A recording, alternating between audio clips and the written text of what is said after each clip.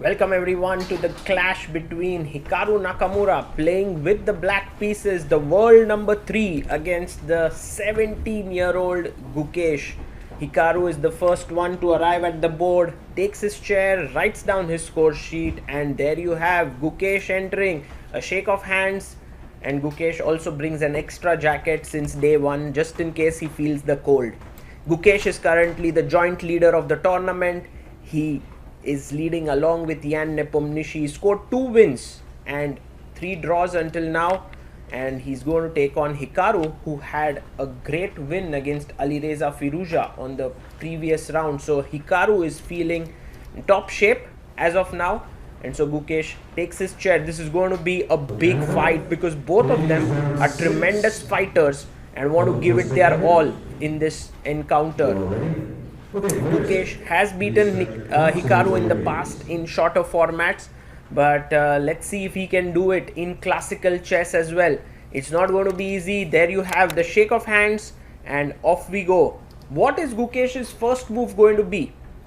E4, D4, C4, lot of possibilities there, and there he is, leans in and opens the game with 1 E4. Now, Hikaru generally when he's in solid mood likes to play E5. But today it seems like he's in an aggressive mood. He plays the Sicilian defense. Wow, this is going to be fun. So the Sicilian is on the board, and now Gukesh, does he bring his knight out? Yes, knight comes out to F3. Good move there. And now Hikaru plays G6, the hyper accelerated dragon. When you play your pawn to G6 so early. Now if you play D4, takes, bishop G7, this is normal chess, but Gukesh says to Hikaru that if you now go bishop G7, I will build up a very strong center. So Hikaru can't play bishop G7, he needs to do something else, and he plays D5. That's the spirit, because now after takes, the knight can no longer jump on the C3 square.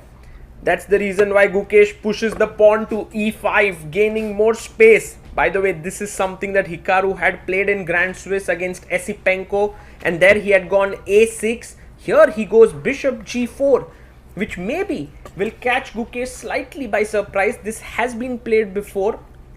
It's not a new move. So Gukesh takes advantage of the fact that A6 is not played, and he takes 7 to 8 minutes to play bishop B5 check. Hikaru comes back in and check is here, so maybe he blocks it. Knight C6 seems like the most natural way to do so, and he plays it. Knight comes out to C6.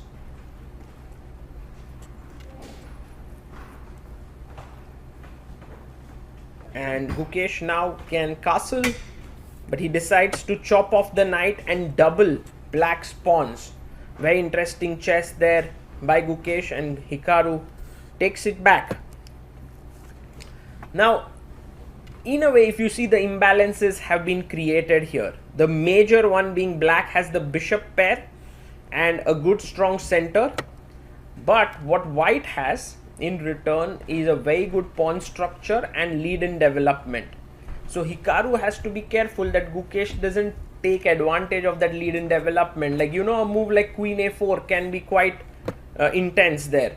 C4 played by Hikaru, very interesting, because if you want to get your bishop out, you need to either push these pawns and then the black pawns will get undoubled, and Gukesh is ready for that. He instantly pushes D3 and he tells Hikaru, you can take it, undouble your pawns, I'm happy with it. And after queen takes D3, you will see that maybe what Gukesh is hoping for is to catch this bishop outside the pawn chain. Maybe he can trap it, you know, if the knight moves away and then H3, G4, the bishop can get trapped. So Hikaru says, I don't want any pressure related to it, I'm just taking the knight off. And he's taken it. Queen takes F3 has been played, and now bishop goes to G7. Now Hikaru here, rook E1, he must have prepared for sure. Gukesh thinks for a bit and plays his queen to E2, defending the pawn. Now both sides do not have bishop pairs, both sides have same minor pieces, but it's all about the pawn structure. White has more space because of e5, but black has these nice central pawns. Later he can push in the center as well. So what does black do now? He plays queen to c7, attacking the pawn twice. And if you play f4, which is a very natural move, maybe h5, knight h6, knight f5 could become a possibility. So Gukesh has to decide between a move like rook e1 or f4 or bishop f4 even. So many possibilities here. He goes rook e1 and he defends the pawn on e5. Maybe at some point he may also want to push the pawn to e6. That is also possible. Hikaru has to get his knight out, maybe to h6, maybe e6, knight e7. What will he choose? You can see him completely focused there, trying to find the move, and he plays his pawn to e6. Good move. He's making space for the knight to come out to e7. And Gukesh now plays a very provocative move, b4. Why would I call this provocative? It's because he's stopping c5 perhaps. Black cannot do that easily. Maybe he's wanting to clamp down on that square with his knight and bishop. But on the other hand, black can hit with a5. This is not a normal move here. Gukesh, that's why he's known as a creative player. He comes up with these ideas. Hikaru says, I don't care, I'm just developing my knight. He goes knight e7. And some point he wants to get knight c8, knight b6 and knight c4. What a nice outpost that would be for his knight. And Gukesh now is playing knight to d2. He's got his knight out. So both sides, one side wants to get here, the other side wants to get to c5. So it's getting quite interesting. Gukesh can now, after knight d2, he's waiting for Hikaru to play his move. Hikaru can castle. But I think what Hikaru is trying to do is trying to extract maximum from this opening position that he has got. He goes knight c8. And here is where Gukesh has many options. He can go h4, h5. He can go a4, a5. He can play knight to b3. He can go knight to f3. He decides to play pawn to c4. Wow. Very interesting, because if you take, this is a clean advantage to white because his pawn structure is better. So clearly you cannot take. He castles here.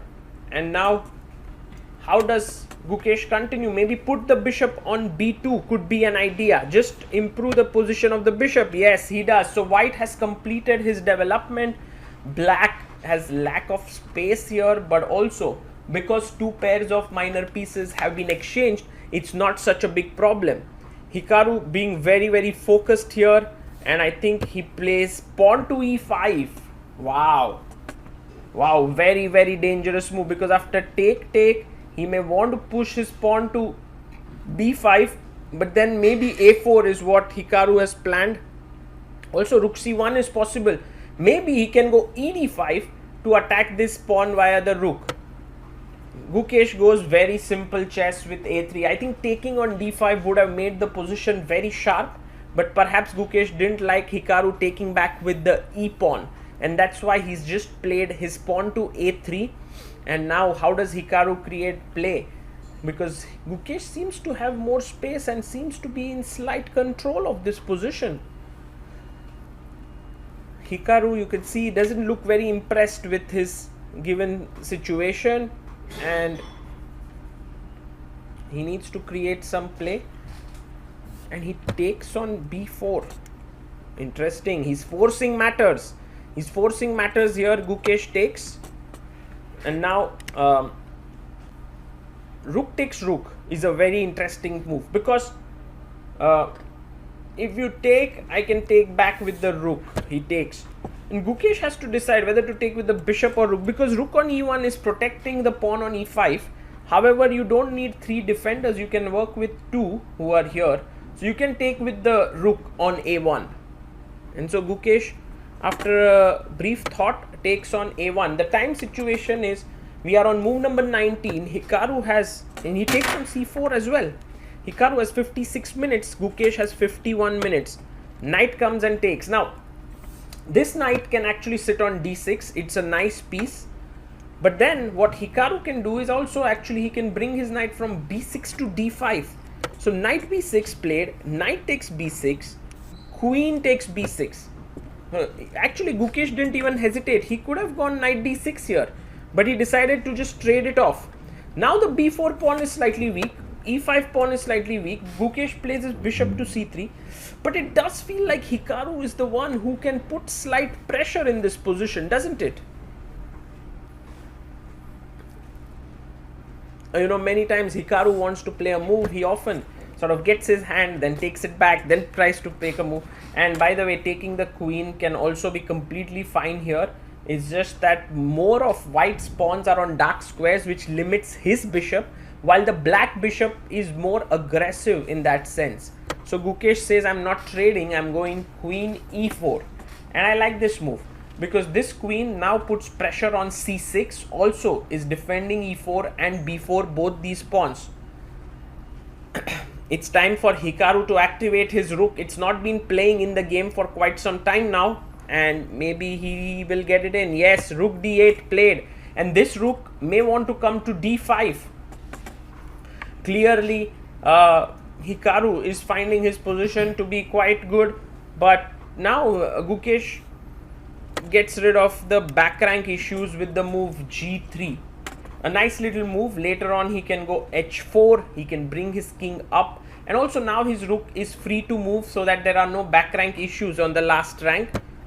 Bishop goes back to f8, putting pressure on the b4 pawn. And now what is white to do? Where is it going to go? Rook a7 may be an idea. He goes king g2. Ha! Nice. Gukesh slowly playing here, and maybe Hikaru can at any given point push c5 and liquidate this into a draw. But I think he may want to try for some bit more, if he can. So that's the reason why he plays queen b7. I'm not really sure what... maybe I understand now. He wants to go rook d5 to b5. And that's how he wants to switch his rook and then put pressure on the b4 pawn. That is his idea. So Gukesh needs to be careful, because often such equalish positions can get very nasty. And then once Hikaru gets to play, he might, put a lot of pressure on you. So Gukesh says, look Hikaru, you also have your weaknesses, and that one is the pawn on c6. So I'm going to focus on that, and Hikaru goes rook d5. He's going to go to b5 and put pressure here. Now maybe the bishop on c3 has to move away. And where exactly can it go to? He plays his bishop to e1. Yeah, this is a good move. This is a good move, because now when Hikaru goes to b5, you can pick up the pawn on c6. So good prophylactic play there by Gukesh. He's putting pressure on the c6 pawn. h5 played here. Simple move. h5 on the board. Maybe Gukesh also goes h4. It's possible. Yeah, I mean, in a way, you would want to move your queen away here and attack this, but then the e5 pawn hangs, so Gukesh brings his bishop back to c3 to defend that pawn for some time. And you can see there Hikaru knows that there is not much he can do. He goes bishop e7. Maybe now h4 pawn push might be on cards. He can create some bit of play there and then push Gukesh a bit, but Gukesh is having nothing of that. He pushes his pawn to h4 and stops the black pawns from advancing. Now Hikaru is looking for another avenue to create play, or at least wait and maybe hope that Gukesh kind of self-destruct something. He goes bishop f8 back, and I think Gukesh can also go back bishop e1 and just wait. I think that's how the position is. He goes rook a1. Gukesh is just getting his rook to the open file, and I think it's time for Hikaru to go rook b5, right? No, he goes bishop e7 again. Maybe if Gukesh goes rook c1, the players can agree to a draw. Yes, rook c1 played. This is now Hikaru can go bishop f8, and a draw seems to be incoming here. Yes, bishop f8 played. Now Gukesh will go rook a1 perhaps. And you can see him looking at his score sheet before making his move. He goes rook a1. And now Hikaru can go bishop e7, just offer a draw. I'm sure Gukesh will take it, but no, Hikaru wants to play, and that is why people love him. He likes to keep playing. I don't know if there is enough play here to continue the game, but I definitely like the spirit with which Hikaru is playing here.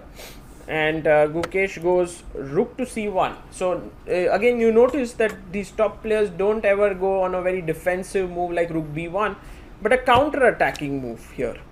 Rook comes to b6 to defend the pawn on c6. And now Gukesh gets an option to improve his bishop's position. Maybe comes to e3. So then the c6 pawn will be under big pressure. Hikaru plays rook a6. Interesting. Very nice.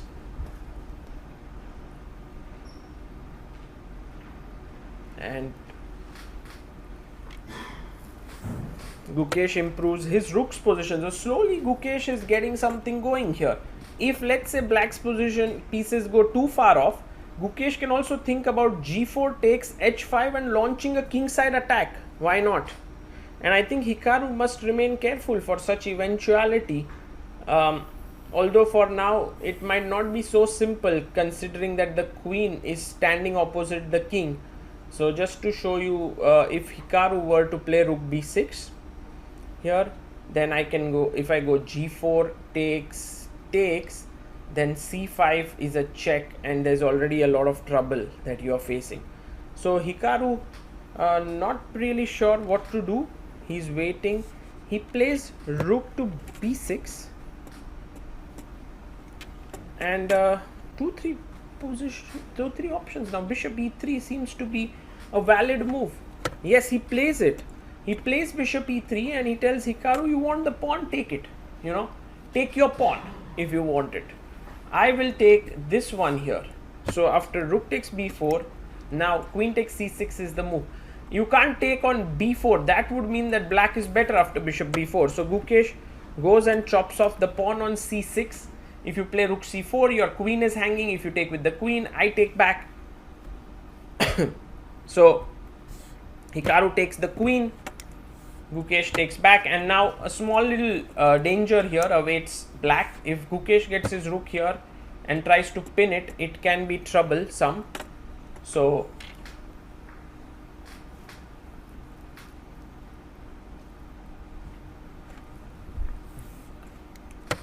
and he plays rook to b8. Bishop takes c5, bishop takes c5, rook takes c5 happens, and now the players can agree to a draw. Hikaru checks what move number it is. He plays the 40th move, offers a draw. Gukesh takes it. Let's hear what the players have to say in analysis here.